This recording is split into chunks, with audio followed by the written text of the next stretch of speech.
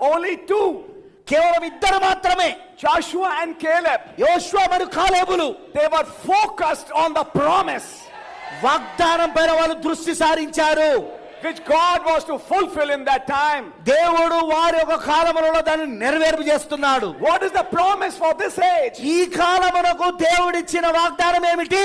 We shall not all sleep, మనమందరము నిద్రించము గాని, but we shall all be changed. కానీ మనమందరము మార్పు చెందదము.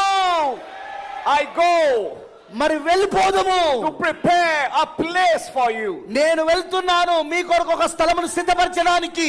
that when I come back, మరలా నేను తిరిగి వచ్చినప్పుడు I'll take you to that place నేను ఆ స్థలములోనికి మిమ్మల్ని తీసుకొని వెళుదును, which I have prepared for you. మీ కొరకు సిద్ధపరిచిన ఆ స్థలములోనికి.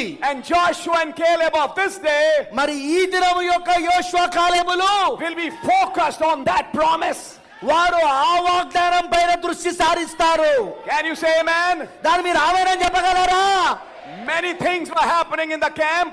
మరి అనేకమైన విషయాలు శిబిరములో జరుగుతా ఉన్నాయి, Many things. అనేక విషయాలు జరుగుతాయి. But Joshua and Caleb were focused on Amen. the promise. కానీ యోషువ కాలేబులు మాత్రం ఒకటే దృష్టి సారించారు, ఒకటే లక్ష్యమును పెట్టి ఉన్నారు, అది ఆ వాగ్దాన దేశంలోకి వెళ్ళాలని. And when Christ is in the second coming, మరి క్రీస్తు రెండవ రాకడలో he's seeking that faith.